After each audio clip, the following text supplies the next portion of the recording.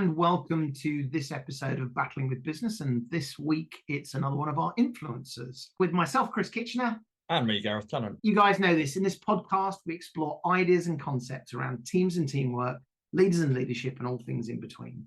It's a discussion between a former Royal Marines officer and a product manager from the world of business, comparing and contrasting our experiences as we attempt to work out what makes teams, leaders, and businesses tick. And as I mentioned, this is another one of our influencers episode. And for anyone who's not joined us before, normally in the weekly episodes of the podcast, we pick particular topics or ideas or concepts to talk about. But one of the things we were really keen to do is to pick out some people we think have been influential in one way or another, and actually almost more importantly, as well as telling their story, maybe sharing a few stories and retelling a bit of history, but perhaps more importantly, seeing what we can draw from those influencers that's worth learning about. And we started many months ago now with Steve Jobs, and along the way we've talked about Leonard Cheshire, we've talked about Erwin Rommel, and in fact in the last episode, for those of you who caught up with us, we went all the way to the other end of the spectrum. We talked about Dolly Parton. So Gareth, this week, following from Dolly Parton, who could we find that was most related to and connected, where there's a seamless transition from Dolly Parton? So who have we got, Gareth? Yeah, seamless transition from rural Tennessee. It's got to be David Sterling and Paddy Mayne, hasn't it? There's that connection. Obviously, Dolly often talks about the birth of the SAS. Let's go there. Gareth, where shall we start on the journey with these two extraordinarily interesting and brave characters? Well, I think before we get into sort of the history and kind of the story of their relationship, it's probably worth exploring a little bit about why we're, for the first time, doing two people in one episode, and the fact that the history of the founding years of the SAS in the Second World War is so wrapped up in mythology, in storytelling, in sort of boys' own adventure and romanticism, that it's very difficult to pull apart fact from fiction. And there are two diametrically opposed kind of views on the relationship between these two individuals. So the traditional view is that David Sterling was the man with the vision and the idea to generate this rogue fighting force in North Africa, and created the idea of the SAS. And we'll talk about, actually, the name had already been used and all of that kind of stuff in a moment.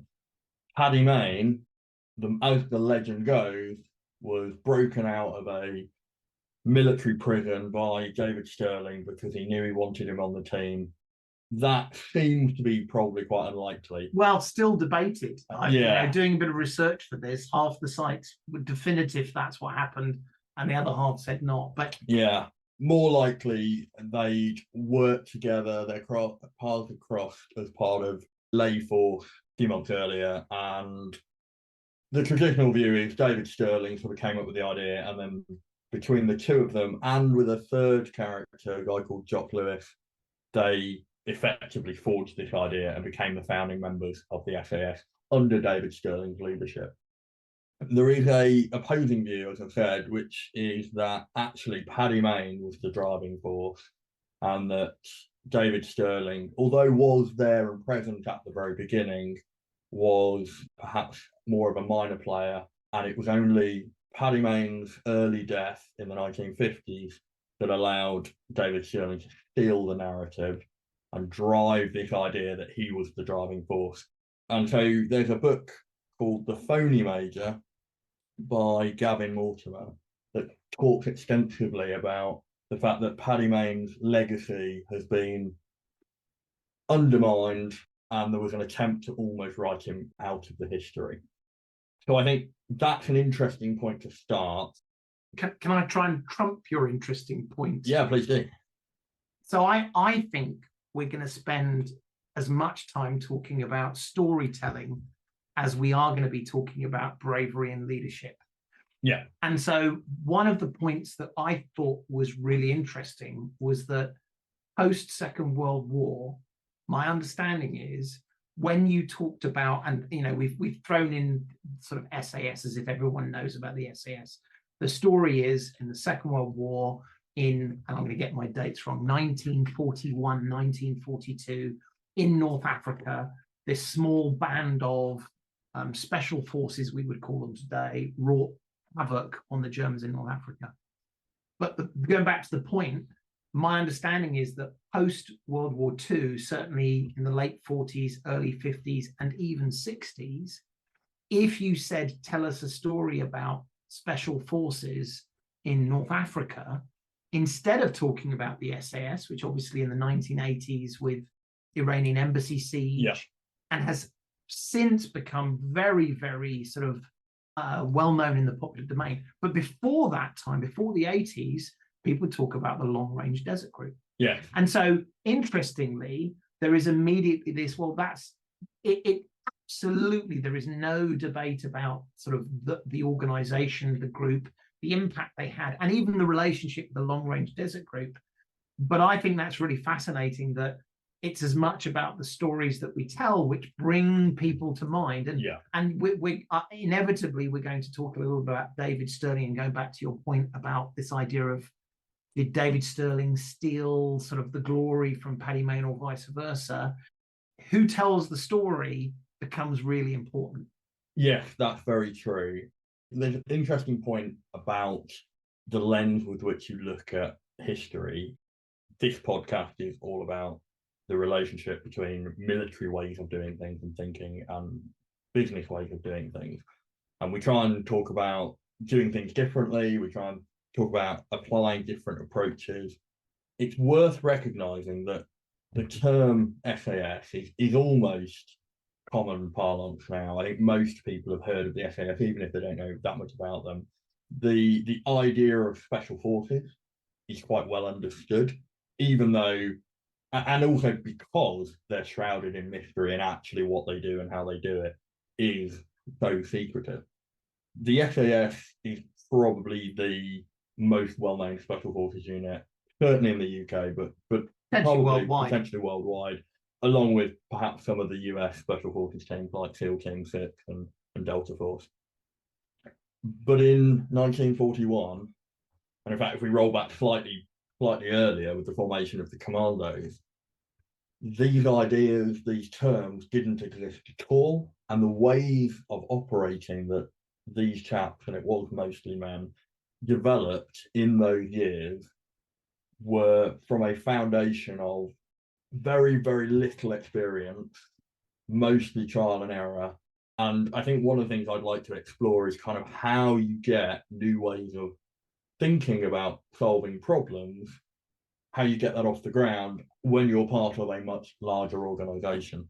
And that's why I really wanted to do this episode, because whilst we're going to do Paddy Mayne and David Sterling as the key individuals, there is a much wider collection of very bright, very bold, potentially slightly crazy individuals who challenged the norms, challenged assumptions, and did things differently, sometimes with really, really great success, sometimes with disastrous consequences and disastrous results, but ultimately have forged now this new concept of special forces that is so well, which I would suspect many people would say is now needs to be disrupted again. It's really easy with David Sterling and Paddy Mayne to get excited about the story and the people, but we're always looking at how can we apply this today. And you said something just now, which I wonder, it may be a generalization, but whenever I've heard these stories, they always seem to be attached to people that you might almost say are eccentric. They are at the extremes. Now, maybe that's obvious, which is to change something, you need to have people that are not ingrained in that previous thing. Yeah. But on the other hand, maybe there is a thing here about one of our favorite words, diversity and risk-taking and iteration. I think there's some really interesting ideas around that. Yeah, I think you're right. The diversity one's really, really interesting, because whilst the SAS in its formative years, especially in North Africa, building its relationships with the already existent long-range desert force, as you've mentioned, became a very diverse group. And irrespective of rank, irrespective of background, irrespective of sort of what your role was, whether you were a mechanic, whether you were a navigator, whether you were an officer, whether you were a medic, ideas were needed from across the team to solve the new challenges that none of these people had come up against before. But both Paddy Mayne and David Sterling were effectively landed gentry. And that was pretty typical for commissioned officers in the army in the Second World War. Paddy Mayne, probably from a slightly lesser well-known and less influential family, but still from a very wealthy background, from a big estate in Northern Ireland. David Sterling's family were incredibly well connected, to the point where David Sterling's mother was a routine guest in the royal court.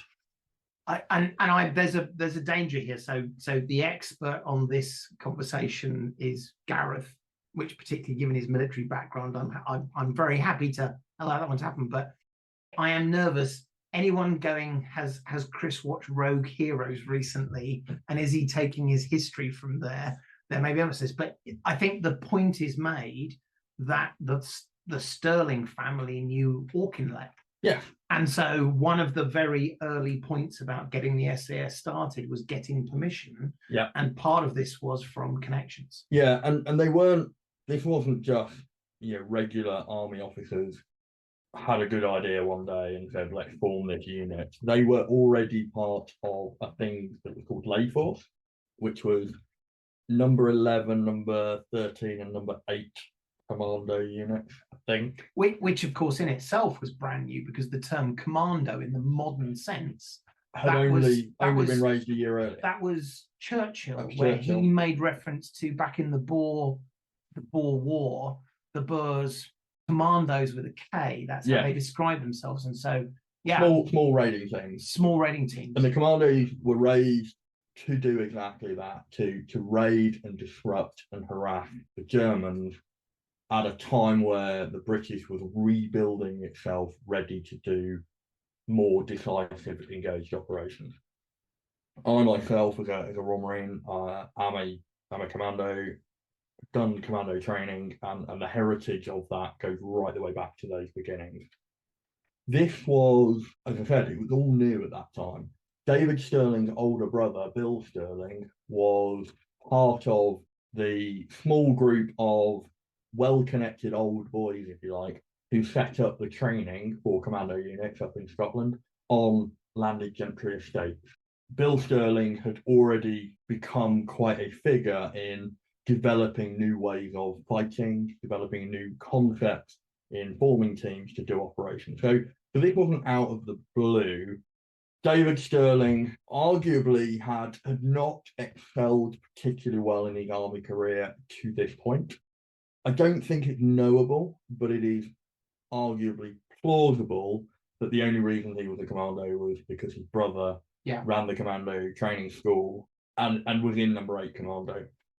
Paddy Mayne had joined the Scottish commando, which I think was number 11 commando, and they'd been thrown together in this force, which was Lay Force, which had been sent out to North Africa to effectively to go and do raids, to disrupt Rommel, and they hadn't been overly effective, and they were being sidelined. And I think, along with a lot of other people from Lay Force, were getting very frustrated with their lack of action. And that gave them the sort of catalyst to drive forward with these new ideas and new ways of taking the fight to the enemy. Well, should we wind the clock back a bit, and should we talk then a bit about these two characters, David Sterling and Paddy Mayne? Because I think their backgrounds, whilst very different, are very telling. So I know a little bit about Paddy Mayne, but I don't know much about the beginnings of David Sterling, other than the fact that obviously it was a very well-connected family. So what's his sort of background? Yeah, so David Sterling, I think, went to Ampleforth, so one of the quite well-regarded public schools. not a particularly shining success. We've heard, by the way, we've heard that in so many absolutely. of these things. And all the way through his formative career, I think he is, I'm not sure if he's the youngest, but he's, I think he is the youngest of 4 brothers. Eldest brother, Bill, is going to inherit his father's estate and title and land. And so I think probably, and again, this is me inferring it, but probably felt like he had something to prove, being the younger brother of a landed gentry sort of household with a lot of expectation. Sports? Because that seems to be guy. That seems to be a really interesting. By no means do all the sportiest people go on to be great leaders. Yeah, there are clear exceptions, but I think lots of the people we've talked about, actually sports were the thing. Leonard Cheshire was the example. Yeah, absolutely. Yeah, so unlike Paddy Mayne was a professional sportsman, and we'll talk about that in a minute. Yeah. David Sterling was quite tall, not particularly built, but tall, athletic, but I don't think excelled particularly in sport, and actually had a quite romantic side, and ended up going out to France in the mid-30s, I think, late 30s, to attempt to become a painter. And isn't that remarkable? If you'd spoken to him then. Which I think is interesting, because we're about to talk about Paddy Mayne's formative beginning as well, and there's an overlap there in that they both have this creative romantic side, which I think when you talk about things like SAS raids, it's perhaps overlooked how important being creative often is. And I think that will become an important point. But he wanted to be a painter, effectively failed at being a painter, wasn't good enough, was never going to make it happen. And so decided he was going to be the first man to climb Everest. Of course. As you do. Yeah. Of course. And that was where he was. And how seriously he threw himself into it is, again, something of a bit of debate. He was certainly a socialite as well. So this isn't a guy who took himself off to the mountains and, no one saw him. He was also seen in, nightclubs in London quite a lot, but was throwing himself into this sort of outdoor lifestyle when the war began. Just on that, and I think I'm going to keep banging this drum about diversity.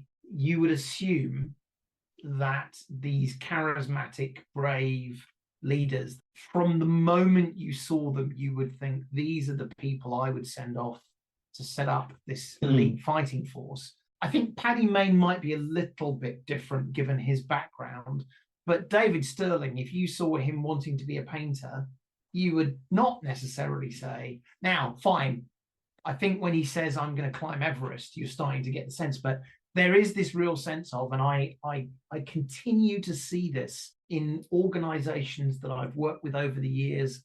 I think we often do a very, very poor job of understanding people's potential. My instinct is, you say, this is the shape of hole that I need to fill, and I'm going to find someone who specifically fits that hole and is of a high quality. I very rarely hear people say, do you know what, this person doesn't quite fit the hole, but their potential is greater. Diversity in that perhaps you wouldn't have picked these guys, and arguably in the Second World War, I suspect they picked themselves as much as they were picked. Yeah, absolutely. And David Sterling was quite well known for he had a flat in Cairo that was effectively the headquarters of the SAS. And that created some operational security concerns, should we say. But he would have people come through who had heard about the unit, and he effectively would take them on if they were people that his friends had recommended. He invited lots of his old school buddies, lots of these university friends, his brother's friends. And so what you ended up with was quite a lot of very posh, landed gentry boys, potentially unproven, joining the SAS. And I think there is something about that old boys network circumvented the rigid structures of the military, and therefore, in a perverse way, that kind of nepotism brings diversity, allowed the diversity through. Now, I don't think that is necessarily the best way of doing it, but I think it countered the very rigid, process-driven army and this was primarily army people, although there were some very notable naval officers who served with the SAS later on. I think it circumvented that process and allowed a level of diversity, albeit very all posh boys. I am very sensitive. We've said this before with our influencers, which is we almost describe successful people and say, if you do this, you will be successful. Yeah. And I think this is an example where we also have to be very careful. My understanding was at this time of the war, there were 1,000 David Sterlings and Paddy Maynes doing 1,000 private armies. And so we have to be slightly careful. There is an element of survivor bias here. I think there absolutely is. And I think we all now know the SAS. And as you've already mentioned, certainly more so than the Special Boat Service.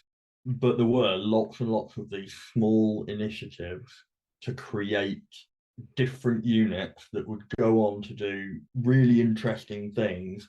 A lot of them go amalgamated into what is now the Special Boat Service or the Special Air Service. And some of these things were really successful. Some of them were closed down before they got off the ground. Some of them were successful and then demobbed. Some of them were not so successful, and therefore, they weren't then invested in further. And a lot of that comes down to luck.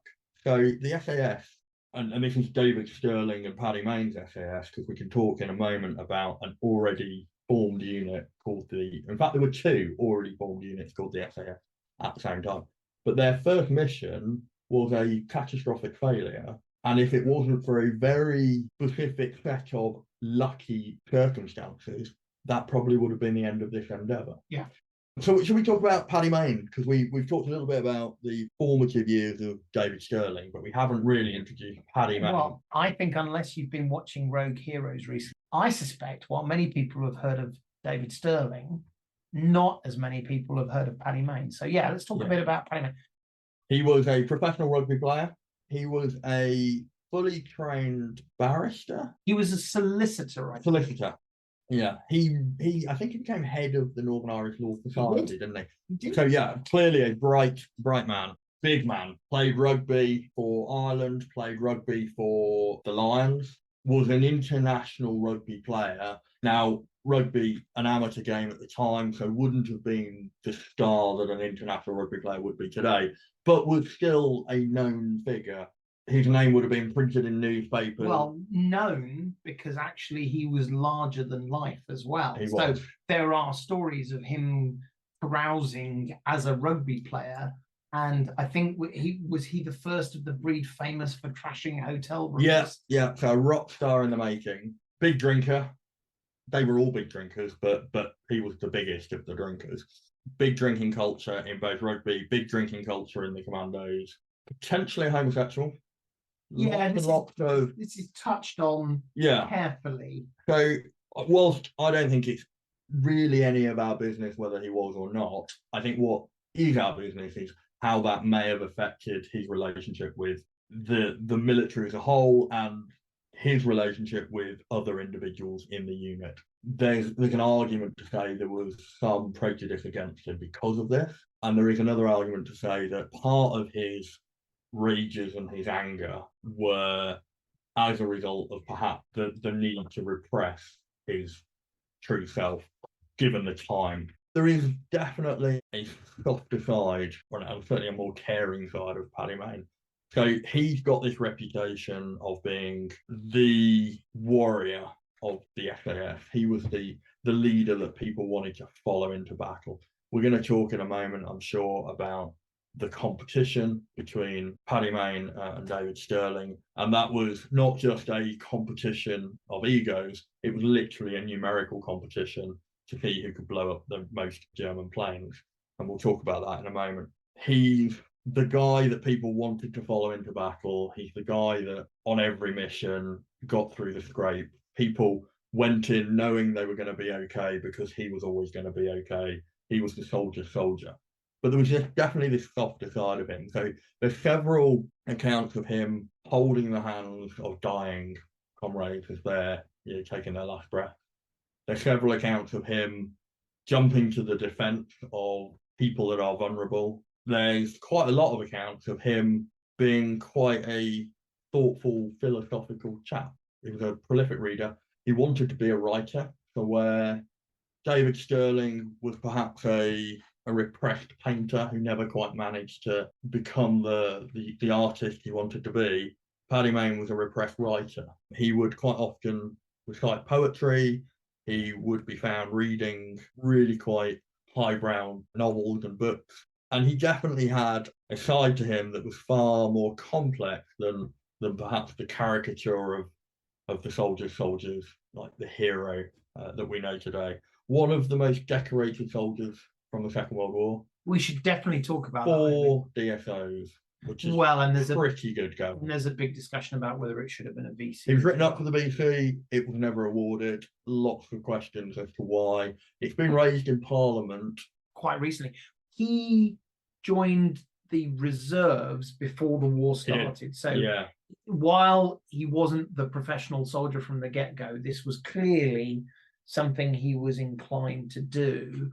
In March 39, he joined the supplementary reserve, and he actually was given a commission in the Royal Artillery of all places. And initially, I think he was posted to an anti-aircraft battery in Belfast before he then moved towards the Lay Force, which you talked about as well. So that was, I think that was in June 41. So yeah, he had quite a quiet war to begin with. Sounds like the sort of man who wouldn't want to sit around and man an anti-aircraft. No, volunteered for commandos, ended up in the Scottish commandos quite quickly. So clearly not a malingerer, not somebody who wants a quiet war. Lay Force, it's probably worth explaining, it was run by General Laycock, and it was a commando force put together to support Mediterranean operations. And I think, like David Sterling and like Jock Lewis, who's, if you've seen the TV drama of Rogue Heroes, they're the 3 officers at the beginning who are creating this force, was frustrated with the inaction and the inability to take the fight to the enemy, and was very keen to get after it.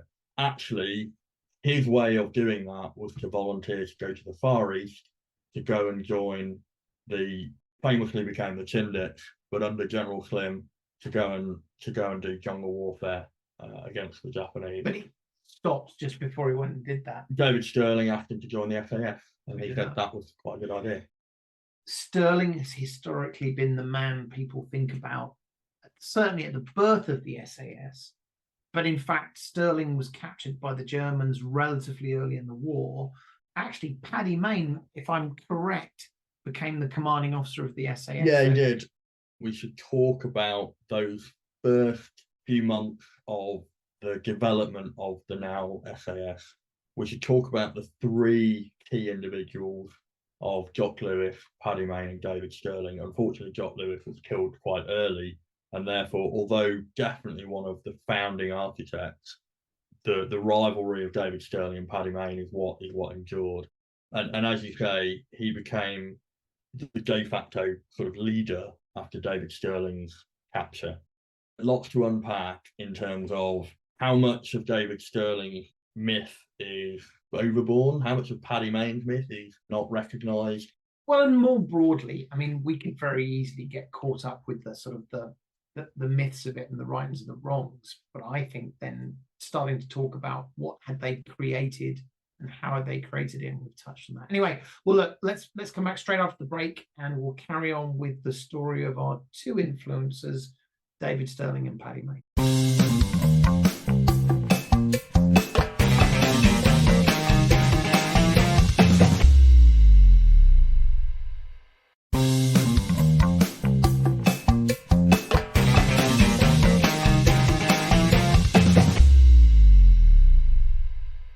Welcome back.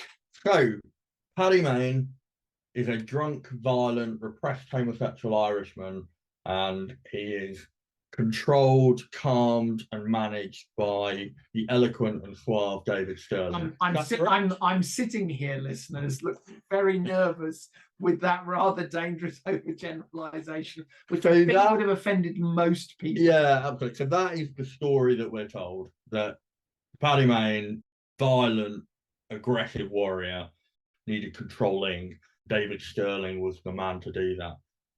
That, I think, is the kernel of the notion that Gavin Mortimer talks about in his thesis in the book, the Phony Major. I nearly said Phantom Major. Right, then let's talk about what's the Phantom Major. So the Phantom Major is either a name that was developed by the Germans to talk about David Sterling, or it was a name developed by David Sterling to talk about how the Germans talked about David Sterling. Just to be clear, my understanding is he paid someone to write a book about him. So he was directly involved in the creation. Yes, he was. Yeah, and I think there's no dispute about that. So, and this is Gavin Mortimer's thesis is very much that this idea of David Sterling is a bit of a myth. He's gone as far as to say that he's a Walter Mitty, he's a fantasist, he was a lounge lizard.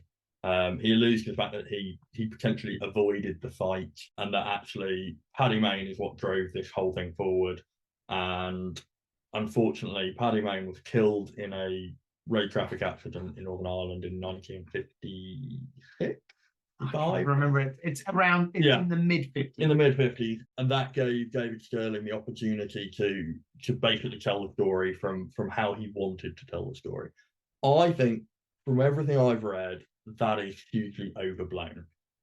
There is clearly something in this. I think David Sterling is definitely somebody who drives things forward by creating relationships, by telling stories, by beguiling people with his ideas.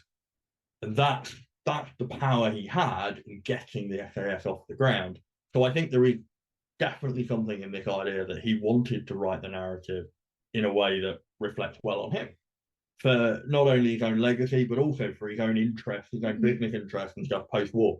Given what he was so good at, I don't think that's necessarily surprising or bad. No. The bit that struck me, and we've not talked about Jock Lewis too much, is what potentially made them so successful was that they had this diverse group. Yes. Jock Lewis, the professional soldier, the technical person, the person who said, I think we can find a way of creating small explosives.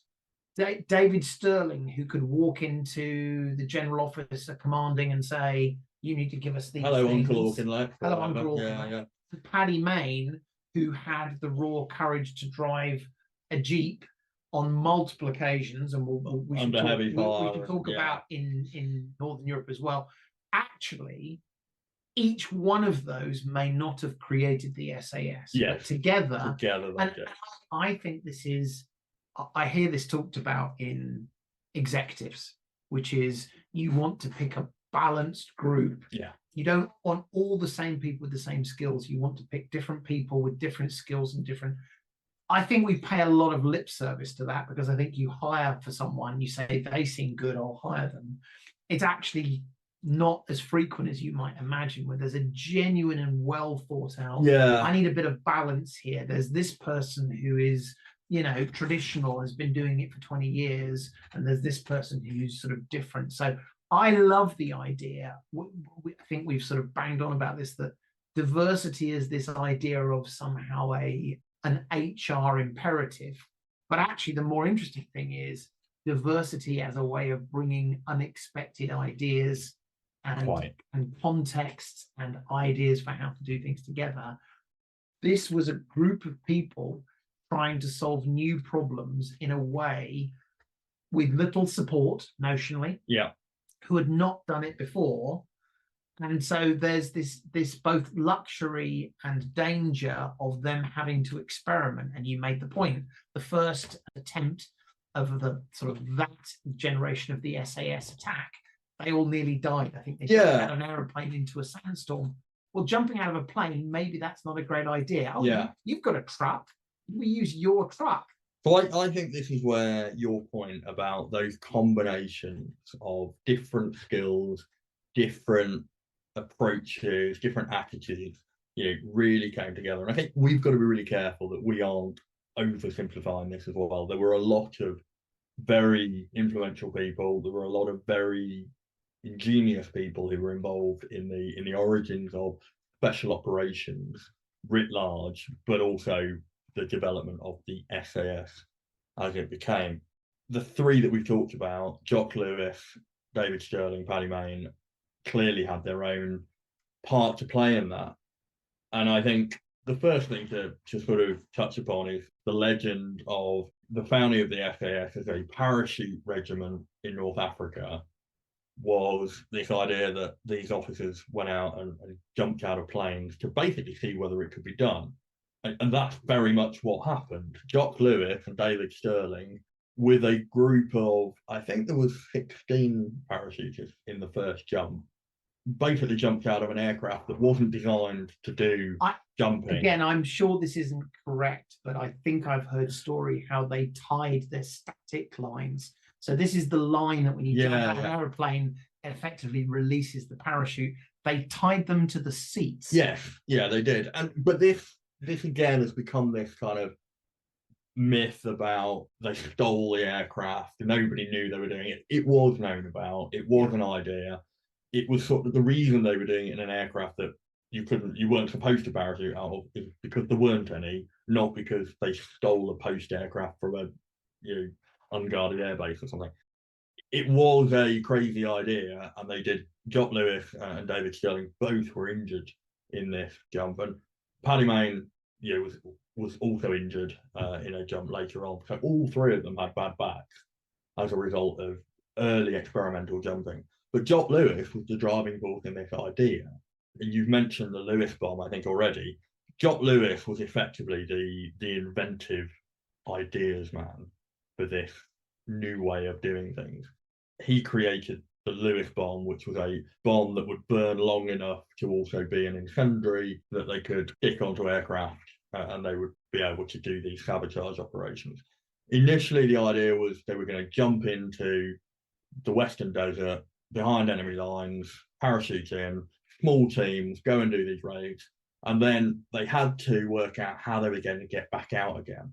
And that's where the relationship with the Long Range Desert Group is born. So the Long Range Desert Group would then go out and pick them up. And they were experts in desert survival and desert navigation. The first raid was a bit of a failure. Partly bad decision making, partly the luck of one of the worst storms ever recorded. Well, presumably an element of not done it before as well. Not done it before. It's easy in hindsight, as Gavin Mortimer does, to say reckless, stupid decision, shouldn't have done it. Here's David Sterling being the reckless craft. And I think these are people who are trying something new, proving concept, doing things in the unknown, taking risk when it works. Everybody with hindsight says, well, who dares win? Literally the motto of the SAS. Of course you have to be a risk taker. The risk takers are people that succeed. And then when they don't succeed, very easy to throw stones and say, what a reckless fool. And I think, firstly, I don't think it would have just been him on his own making that decision. I've been in situations where the risk is, if the operation doesn't go ahead, we're not going to achieve the mission. If it does go ahead, there's potential that the tide, the weather, whatever it is, are just on the margins of we have to make a call here. And I've been in these situations, and it's very rarely a snap decision by the commander. It's normally a team of people, the intelligence officer, the meteorological officer, the tactical commanders who are going to actually take the risk. It's a discussion. I did fear we were going to end up just talking about the heroic deeds of the SAS, but as with all of these conversations, you dig a little bit deeper and you see things that are relevant today. Actually, what we're saying is there is no simple algorithm to say whether something was good or bad. You can't just say we've got the best people. Whatever they do is right. You have to be thoughtful. I've got another one for you though. This occurred to me. When organizations have time and resources, they will often use those time and resources. If you constrain an artist, often they will come up with a better outcome. What do I mean? If you give an artist a blank piece of paper that's regular A4 size and say, draw me something amazing. Okay, I'll give that a go. If you say you've only got half the page, you've only got these 3 pencils, now go do me something amazing. Weirdly, actually, as human beings, often those constraints give us value. take it back to the SAS and to Lewis and Sterling and Mayne, I wonder whether there is an element of they didn't have choice, they didn't have time, they didn't have a lot of money. And so therefore, things that we might talk about and almost raise an eyebrow at, the one example you've got, which is, they jumped out of aeroplanes that weren't designed to jump. They had no choice. They had to jump out. Much of my knowledge is sort of things that I've heard from people, but one thing I have seen, this is fantastic. You can go to the Imperial War Museum website. Yeah. But there is film of the SAS training to jump out of aeroplanes. Have you seen this footage? Yeah. So for those people who haven't seen this footage, it is video of, I think it's 1 or 2 flatbed military trucks, and literally people jumping out of the back of these trucks while they're driving at 20 miles an hour, and then rolling to simulate. Now, first of all, that's absolutely amazing in terms of how do we train people to jump out of airplanes? We'll push them out of the back of trucks doing 20 miles an hour because that's the best we've got. But there's a perfect example of we are constrained. Yeah. We don't have lots of aeroplanes. We don't have lots of time. I think you're right. I think, Jock Lewis was the innovator coming up with the inventions and the methods and the tactics for the way to conceive these sabotage operations. I think Paddy Mayne was the tactical leader. He would come up with the ideas, the creative ways of taking the enemy by surprise. He had, by several accounts, a sort of sixth sense for what the enemy was going to do in response to what they were going to do to surprise them. He would know how they were going to react to the initial explosion going off. And so he would know where to be to double that surprise. And he was just, people wanted to be on his raiding parties because he got those results. David Sterling knew how to play the strategic game. And this, I think, is the combination of these two individuals, because Jock Lewis was unfortunately killed in a raid quite early on in 1941. And so what you've got is Paddy Mayne, who's got this tactical brilliance. He can take surprise to the enemy. He seems to be fearless. He seems to be relentless in his pursuit of taking the fight. And yet David Sterling can piece that into a strategic concept that is not only going to allow the brilliance of Paddy Mayne to create strategic success, but it's going to create the journey that's going to mean the enduring success of the SAS. And there is an awful lot to suggest that Sterling is driven by potentially his own ego, that he wants his regiment, well, firstly, he wants it to be a regiment. He wants it to be formally recognised. He wants it to grow. He wants it to not be something that's just demobilised at the end of the North Africa campaign. And he's constantly trying to think about ways to do this. And he goes as far as to invite Randolph Churchill to join the SAS. So that's Churchill's son. Churchill's son, who is, by all accounts, a bit of a thicko. He takes after his father, a rather rotund and larger, well-fed man who potentially wasn't the fittest, and there's lots of accounts of him wheezing. Can I just say, don't knock that. That means I have a chance at the SAS. And there's lots of accounts of him wheezing and huffing and puffing, which I find quite amusing. Churchill wrote to his son, and in a sort of backhanded compliment said, I'm delighted that you're joining this unit. It's very exciting, but I have been told that parachuting is slightly more dangerous for the larger man. And he writes this in a letter, so he's clearly a bit. But isn't that genius? But the point about the strategic goal, that's fantastic. And it works. It plays out perfectly because Randolph Churchill he begs Sterling to take him on a raid.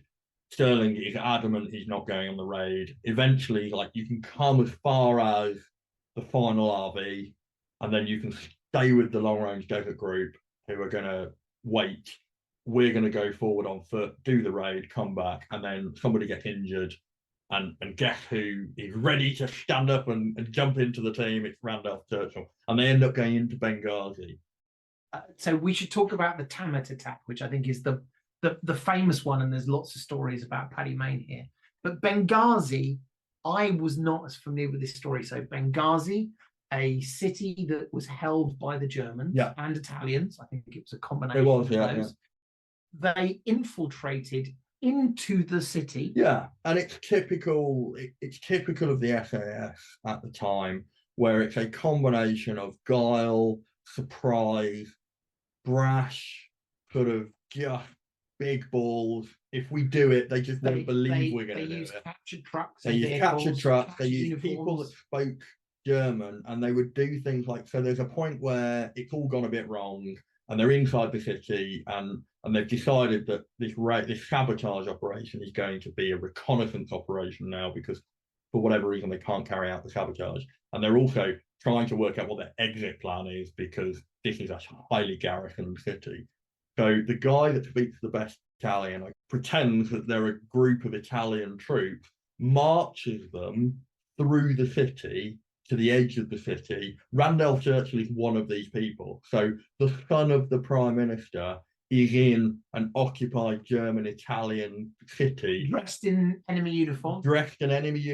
So would be, and the commando order's already been issued by Hitler, so he's going to be executed if found, marching brazenly through the town. So much so that a group of Italian soldiers who are presumably milling and, meandering about and shouldn't be, join the column. So there's these British SAS soldiers marching in formation through Benghazi, and the only way they get through it is that the person who speaks Italian, who is pretending to be the officer, marches up to a sentry position and then berates them for not carrying out checks properly, because by God, how could you know we could be undercover British commandos being sent here to be saboteurs? And this embarrassed Italian officer sort of jumps to attention and starts shouting people, and then they let them through, and the Italian soldiers that are with them have sort of seen this interaction and want to melt away, and the SAS get off into the night. Randolph Churchill then writes to his father about how wonderful it was. He over-exaggerates his role in this operation. He writes himself in as the hero. Churchill, he's a sucker for these kind of things anyway. He wrote the order to build the SOE, to build the commandos, loves this kind of lateral thinking, different approaches, and that gives David Sterling the lever then to, he eventually meets Churchill, he's built that relationship, and he leverages that to get Churchill to back the SAS. And it's probably one of the final acts that allows the SAS to continue beyond the North Africa campaign. I mean, it's an incredible story, and we'll talk a bit about the Tamet raid, which I think happened before then. Yes. That, part of the reason is we love heroes.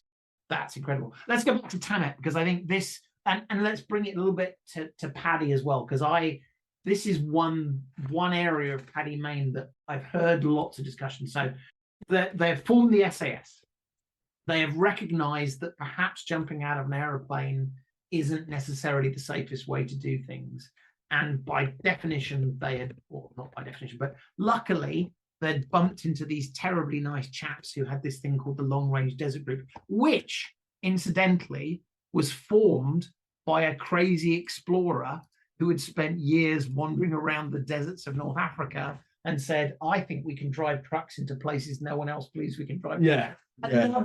Another example of these really interesting, Ralph Bagnall, slightly eccentric customers. But anyway, they've said they're going to do it, and the mission in North Africa is to sort of set the Nazi war effort alight. And one of the key things in North Africa at that time was air power and control of the air. If you controlled the air in vast tracts of flat desert where a truck, a tank, a car is going to lift dust, planes are a bad thing. You do not want the enemy to have air superiority. And so the message went out, you need to help us destroy the German Air Force. And so they conceived of, I was going to say this raid, but I think I'm correct in saying it was actually a number of raids on a number of airports. But do you want to pick up the story? So they split into small teams. There are 3 airfields, I think, that they split into sections to go and destroy. They go out, they've got to gets onto these. They are unguarded. So there's wandering sentries, Broadly but unguarded. they're this is so deep into the Western Desert. They don't expect the British to be able to get this far. These concepts of special operations don't exist. No one else is really doing it. The Germans actually don't ever do anything like this throughout the whole of the war. And this is new. So, and they're to your point about them inventing things. So the long range desert group have these very large trucks. Yeah. They have these, I think they're American trucks, and they put guns on them, things like this. But I believe this was the raid where the SAS first started, and this was carried on throughout the Second World War. They had jeeps because the jeeps were smaller, more nimble, and faster, and they took effectively First World War machine guns, the Lewis gun, that were typically used in aeroplanes. I think by the time they had jeeps, they had Vickers machine guns. Vickers machine guns. By the time they had the jeep. And they found a big stack of these things. And so they were effectively this force of jeeps with machine guns. And so how do you attack an airfield? Well, there's two ways to do this. The first way is to go and plant explosives, which they did. And the second way was to drive up and down rows of aeroplanes in these jeeps, firing at them. So they've done several raids by this point. There is a genuine competition now with a scoreboard between all of the various section commanders, but David Sterling and Paddy Mayne have this ongoing competition. The first few raids, David Sterling doesn't manage to destroy any aircraft. One is they trigger an Italian sentry, and they end up withdrawing and then trying to reattack, but by that point the aircraft have been moved off for safety and actually end up going to the airbase that Paddy Mayne is attacking. So all of David Sterling's targets are now on the airbase that Paddy, so he managed to get a high number. So over the few months that they've been doing these raids, the score is wildly in Paddy Mayne's favour. They get to an airbase to do a raid. I think there are 3 air bases, and Paddy Mayne lays out these Lewis, or his team lay out the Lewis bombs, and I think they've got damp, and most of the charges don't go off, and the team sort of are a little bit put out by this because they've only destroyed 6 of the whatever aircraft. Can I read Mayne's official report? Yeah. The following damage is his notes. Sure. The following damage was done in or in the vicinity of the aerodrome. A, I love it when you start with A. Bombs were placed on 14 aircraft. B, 10 aircraft were damaged by having instrument panels destroyed. There's a story that he ripped out a panel by hand, to show that he was stealing these instrument panels. C, bomb and petrol dumps were blown up. D, reconnaissance was made down to the seafront, but only empty huts were found. E, several telephone poles were blown up. I noticed they didn't have that in the most recent dramatized version of blowing up telephone poles. F, some Italians were followed, and the hut they came out was attacked by submachine gun, pistol fire, and bombs were placed on around it. There appeared to be roughly 30 inhabitants. Damage inflicted, unknown. Yeah, so it was an aircrew mess, and they're all sitting there drinking and not expecting to be attacked. And the story goes that Paddy Mayne kicks the door in, Tommy gun in hand, and says, "Evening, gentlemen," before unloading. The reality is actually Paddy Mayne had a pistol and 2 of his soldiers with him had machine guns. He did kick the door in. Whether he said "evening, gentlemen" before opening fire, God only knows. And they unloaded into this aircrew room.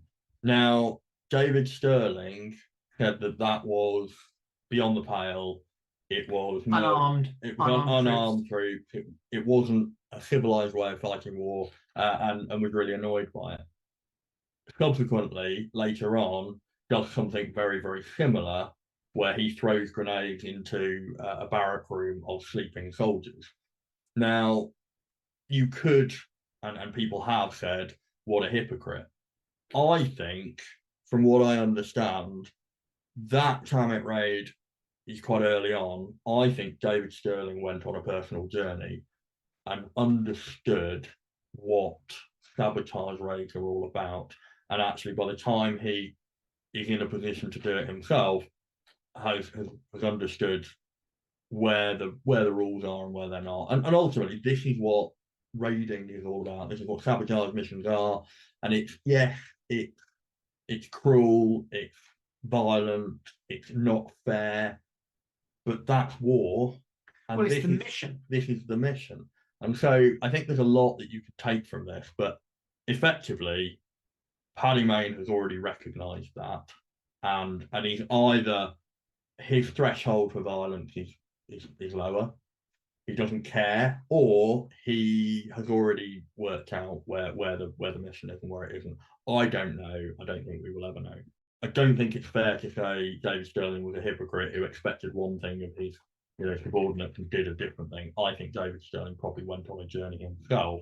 There's a raid where the Lewis bombs, as I said, the fuses are damp and they don't go off, and so the soldiers are a little bit disgruntled that they've only had a partial success, and they're sort of about to pack up and get out of Dodge because once the bombs have started going off, clearly the enemy are now alerted and they've lost that initiative and that surprise. Paddy Mayne, however, has different plans and sees that whilst they're running around trying to put fires out, they think they're being attacked from the air, and he decides to mount up on the trucks and just drive straight down the middle, shooting the Vickers machine guns at the soldiers who are trying to put out fires and destroying all of the aircraft that haven't been destroyed. And again, I think this shows Paddy Mayne's ability to seize initiative and seize a tactical advantage. And all of this has been hollowed down to this oversimplistic view of there was this competition. Paddy Mayne versus David Sterling. David Sterling, the creator and the ideas man, but is wholly jealous of Paddy Mayne's success and valor and all the things that he's not. And I think that's just a wholly oversimplistic, unhelpful interpretation.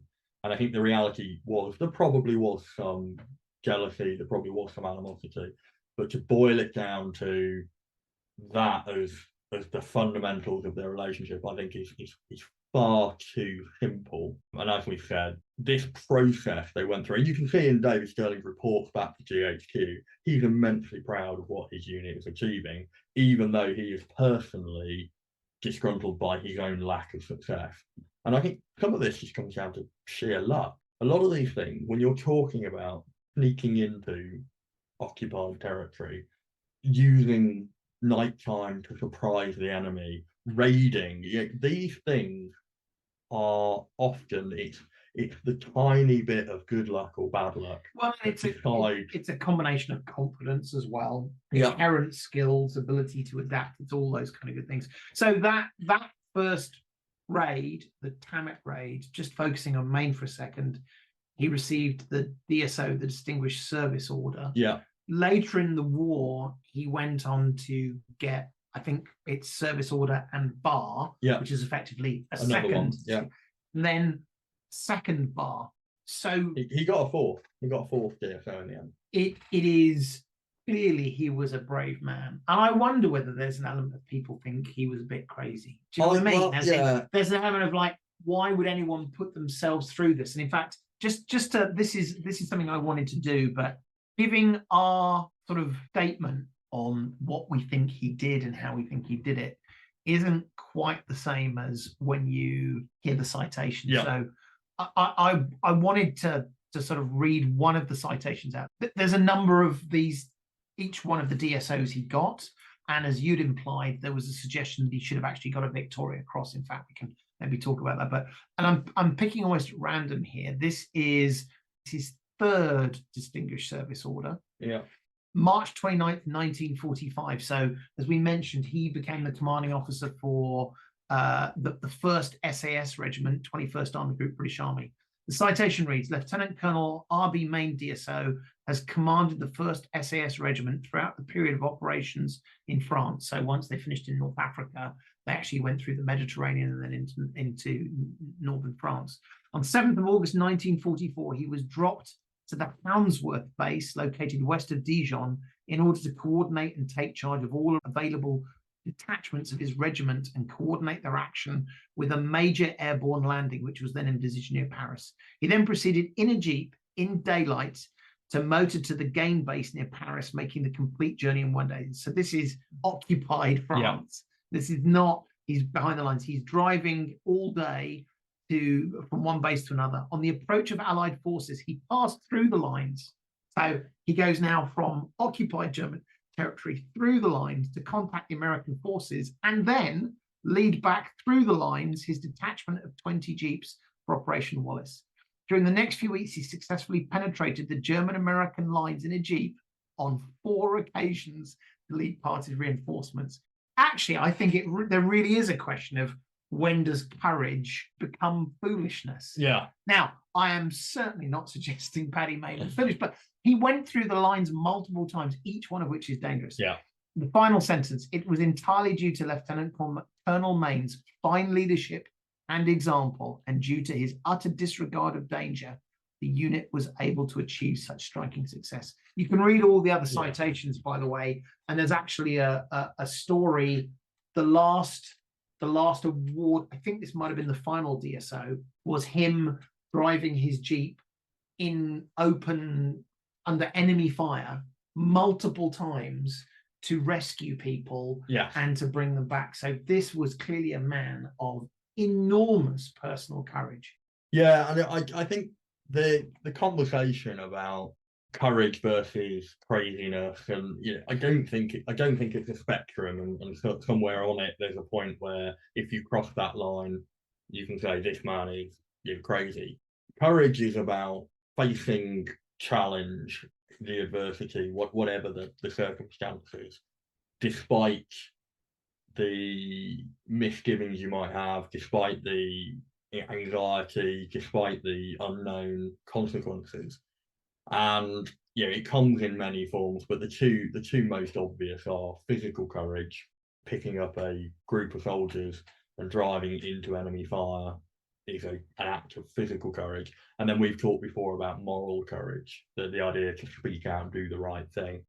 I think it's very difficult for us, in our comfortable studio 80 years on, to ponder the mental health of these people. I think it is definitely worth recognizing that it's subjective. Yeah. And there is a lot of activity that was written up in citations, and awards were given for acts of courage, acts of bravery, acts of heroism that in other people's reports are written down as dereliction of duty, ignoring orders, not doing what they're told, being ill-disciplined, being reckless. And these things, create the story from different perspectives. And so it's a subjective thing. We've talked a lot about survivor bias as we've kind of gone through this episode. I think one of the things that we have to recognize is the SAS now is infamous, glamorized, romanticized, and a lot of the things they do despite the rules and despite the sort of overarching bureaucracy of the wider system. And everybody loves an underdog, and everybody loves somebody who sticks up 2 fingers to authority. There's a point where Montgomery tells Paddy Mayne not to do something, and he deliberately just completely ignores it and carries on. And there's a point where David Sterling does something very similar to Auchinleck 2 years earlier. And we love that, because we know it ends in success. That's exactly the point. But there's stories about in their training. So you talked about them jumping out the back of lorries, but in their training, in order to build leadership, build small team leadership, to build initiative, they get them to break rules. And there's stories of them stealing all of the comfort to build their camp from a South African camp that's a couple of miles down the road.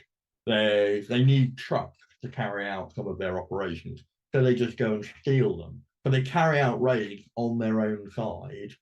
Clearly they're not killing people, but they are stealing equipment. And we like to look back on that and glamorize it as, because they these roguish heroes. The rogue hero. Nicely done. Yeah, I did that. But no one ever says what happened to the poor that didn't have their trucks, who woke up and had all his trucks nicked. Was he sacked and sent back to the UK? Were they not able to carry out their operations? Are we really saying there's a danger here that when you start to find a group that display the courage, display the sort of the novel ways of doing things that show success, there's an even greater risk they might do something terrible, and that's okay. We let them do it. As in, was there someone saying, don't do this, that's too far, but you can do that? And so I think there's a modern parallel, which is, and I've seen this, where if a team has done a good job, go do that again and go do that again. And that's great, fantastic. They've already demonstrated they can do it. But then when you say, okay, what oversight did you place on the team? Because we place normal protections or process in place to protect what we're doing. What process did you? Well, we didn't, because they're cool and they have to move fast. I hear this all. I've heard this. This is one of my most ranty stories about a previous role where I was told they could do something that was clearly a terrible idea, but that the business felt, what was I didn't know what I was talking about because they were cool. And so there's those really interesting balances. So I think for me, I don't know. I don't know where the balances are. And it's very difficult to, as we said, work through the various different logs, papers, citations, books, interviews to work out the truth. And I don't think the truth matters too much. I don't think it does. I think there's enough to learn actually already. What we have to recognise is the subjectivity of all of this, and huge success by being different, by being agile, by having a diverse group of people. And in fact, one of the unsung heroes that we've not mentioned is a guy called Mike Sadler, who was actually from the long range desert group and doesn't actually know at what point he was recruited into the SAS. It just kind of happened. He kind of migrated in, because when the SAS moved on, he went with them, but was never formally actually invited in. He eventually commissioned, but early on he's a junior NCO in the long range desert group, an expert navigator. He effectively is the guy who creates the conditions for a lot of the success of the SAS in those early raids. And it's those diverse people, opinions, groups, allowing them to work together to solve problems that gives the SAS their agility and their flexibility to go up against a much larger, more formalized force. The purpose of this was we've got two really interesting characters, and obviously we can't help but talk about the organization that they help form and create. So what are your, in fact, I'll tell you what, why don't I start with my big takeaways, because I know this is one you've been thinking about for a while. The first thing that we've talked about was the value of diversity. And in its truest sense of the word, we have the Mike Sadler, the expert in navigation. We have David Sterling, who can walk in and charm, quite literally, apparently, the pants off people. We have the Lions warrior in Paddy Mayne. We have Jock Lewis, the professional soldier, and the diversity bringing ideas and creating this magical recipe for the group. We have constraints which force them to be creative, and you use this word creative, and I bet whenever you hear the word SAS, nobody thinks of the word creative, but I think it is an organization that says you have to solve unusual problems with limited skill, limited experience, limited opportunity to do things. Clearly a group of extraordinarily courageous people who have the ability to iterate on ideas, work out what success looks like, and people who are to some degree not willing to give up. Paddy Mayne's DSO that we just talked about, not just going through lines once, but again and again and again and again. So I think for me, that's what's fascinating. And I think both you and I are nervous about the myth of these guys. How close are we to the reality? How close is it based on what the stories they wanted to tell, the stories they never told in the case of Paddy Mayne, or the stories people remember nearly 75, 80, 90 years later? I don't know that necessarily is as important, and we will never get to the bottom of that. One thing which I think we really do need to do maybe a couple of episodes on as well is small unit leadership. Because I think we've talked quite a lot over the last few months, of the last year, about large organizations. Yeah. What seems to be unique, or at least unusual, about the SAS is this idea of small unit and the different things. So I would love to come back at a later date and talk. I'm staring at, oddly, one of your computer screens, and I can see a tank. There's a perfect example of a small unit, a small group of people working together. Yeah. We should come back and talk about that. Anyway, what's your big takeaways? I agree with all of that. I think for me, we talked not that long ago about the power of decentralization, starfish organization versus spider organization. All of the things we've talked about, all the things you've just highlighted in terms of the power of diversity, the power of small teams, is enabled by the fact that by chance, by an old boys network of upper class snobs, by circumstance, whatever it was, there was the situation was created where these small teams were allowed to go out to the edge of the organization and start disrupting and start doing, but not completely on their own. So what they weren't was a paramilitary group of sort of rebels who went behind enemy lines and just blew stuff up. It was all part of the requirements of the wider force. It was all part of the strategy. And so it's that perfect balance of small team agility, ingenuity, and adaptability, still working toward the larger goals of the larger organization. And that, for me, that edge decision making is what I think is the true power of allowing decision making to be delegated, to take risk, for senior generals to allow these things to happen.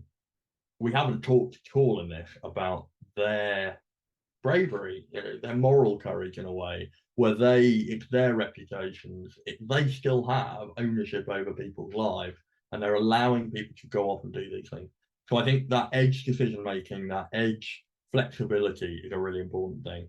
And then the second thing is the use of novel ideas and the iterative testing of novel ideas. And if it didn't work, well, we'll learn from it and move on.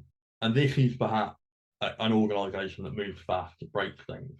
And I know we've talked about this. We've talked about what that term really means.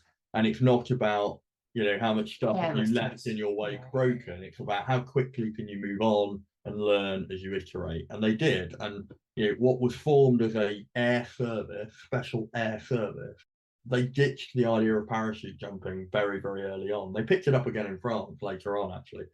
But typically their raids were done by using the long-range gather group because they learned the first time that it just doesn't work as well. And there's lots of examples of them learning from each other's mistakes and cross-pollinating those ideas. The final thing for me is this whole thing is the power of narrative and the power of storytelling. Whether David Sterling has taken too much credit or not, to be frank, it's not my battle to fight. What David Sterling did is what allowed the SAS to still be a unit to this day, and that was to create a legend.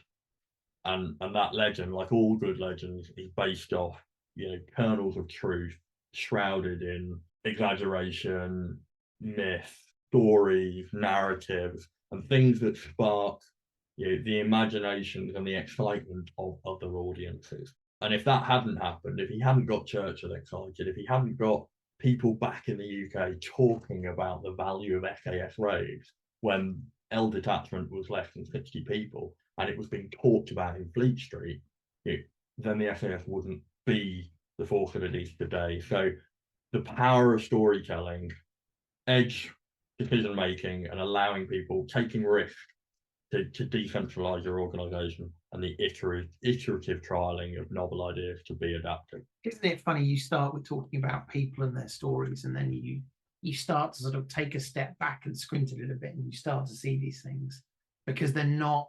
I would argue, for most people, the story of the SAS and Sterling and Mayne, you wouldn't get to those bits because you get stuck on the people and you get stuck on the story, but actually it is all of those things. Well, look, thank you for that. That's a good boys' own episode. It's a long way from Dolly Parton. Well, it's a long way from Dolly Parton, although I bet she'd have been awesome in small unit raids.